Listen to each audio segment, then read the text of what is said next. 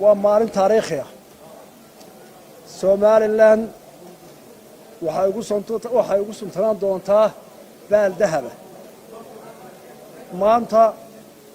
ilaahay wuxuu ina gaarsiiyey guul weyn oo dhammaan Soomaaliland ku guuleysatay oo wixii Soomaaliland jecelna uu ku farxayo cadawga Soomaalilandna uu ku jabayo ayaa maanta taariikh la qoraya waxaan baryeerayaa golaha baarlamaanka cusub ee maanta shaqadu bilaabmayso oo ducaynayaa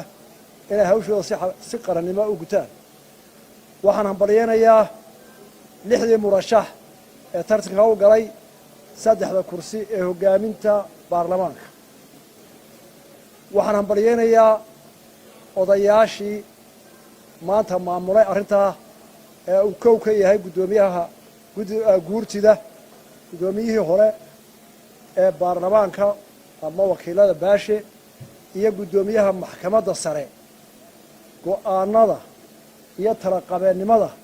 iyo siday u xalliyeen mashaakilkii ka hor yimid oo shir walba mashaakil baa ka hor yimaadee habka qarannimada ah ee u maamuleen iyo cadaaladda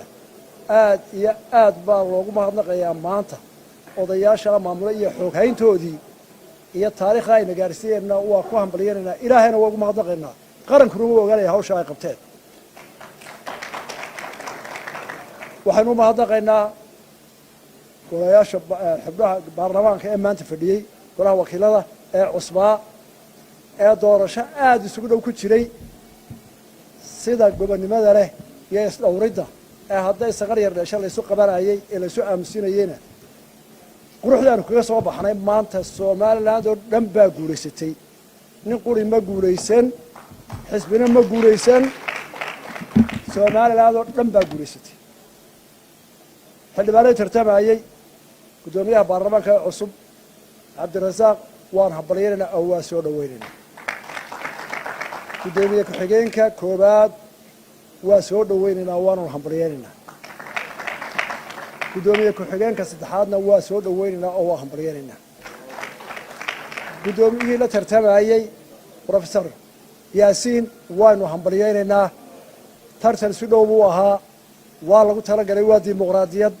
gacantaada taagay lagu kala baxo siduu u hambalyeeyay iyo waayeelnimadii muujiyayna waa soo dhaweynaynaa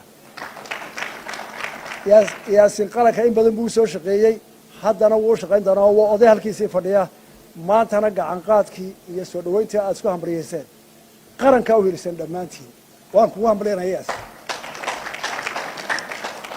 Cumar Jaamac oo in badan ku soo jiray mar soo bilaabay miidiyaha jaraad qori jiray haddana siyaasadda intaa ku soo jiray malaha dee caaqil la ahaa talada warigii ali wax ku soo lahaa oo isla intaa soo halgamay maanta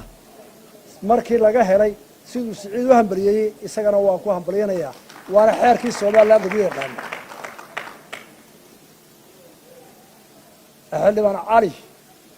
gudoomiyaha saddexaad waan ku hambalyeynaya waana soo dhaweynayaa qodax oo intaa xisbi ku soo jiray oo siyaasadda ku jiray oo soo dadaalay